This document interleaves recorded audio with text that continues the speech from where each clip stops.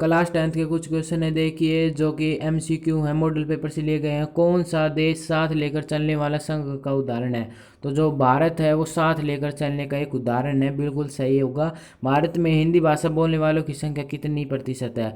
तो भारत में लगभग 40% लोग हैं वे हिंदी बोलते हैं। दुनिया के कितने देशों में संघीय शासन व्यवस्था है? तो कितने देशों में पूछे गए, तो ऑप्शन देखिए। ऑप्शन है 22, 25, 20, 30। तो इसका आंसर क्या होगा? 25 होगा। इसी प्रकार अगला क्वेश्चन देखिए, राज्य पुनर्गठन आयोग रिपोर्ट को कब लागू किया गया? तो 1 नवंबर 1956, 56।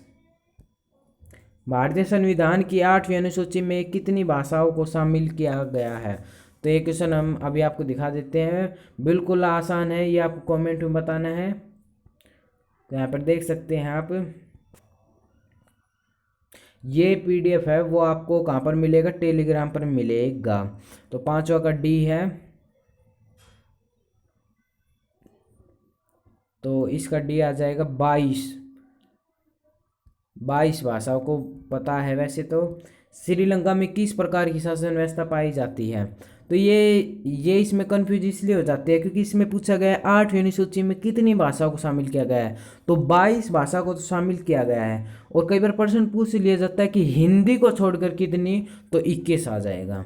और हमेशा यही पूछा जाता है कि हिंदी को छोड़कर, क्योंकि बच्चे को कंफ्यूज करने की सोचा जाता है। श्रीलंका में किस प्रकार की शासन व्यवस्था पाई जाती है? तो श्रीलंका में बताइए। एकात्मक शासन व्यवस्था पाई जाती है, बिल्कुल आसान है। भारत की राजभाषा है हिंदी। संघीय शासन व्यवस्था निम्न तरीकों से गठित की जाती है।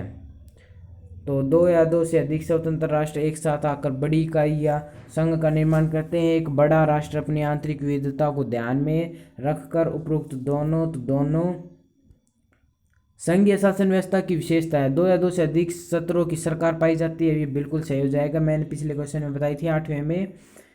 विभिन्न सत्रों की सरकारों में अधिकारों का संविधान में स्पष्ट उल्लेख है। तो संविधान में जितने भी अधिकार हैं उनका स्पष्ट उल्लेख होता है, ये भी बिल्कुल सही है। न्यायपालिका को विभिन्न सत्रों की सरकारों के अधिकारों की व्याख्या करने का अधिकार होता है, तो ये भी बिल्कुल सही होगा।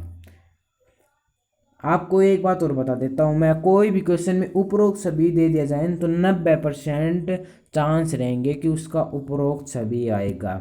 और एक और देखिए, किसी भी क्वेश्चन में ये आ जाए उपरोक्त में से कोई नहीं या इनमें से कोई नहीं, तो उसका मुश्किल से 5% चांस रहेगा कि वही ऑप्शन होगा। 5% आप समझ सकते हो, उन तीनों में से आंसर होगा।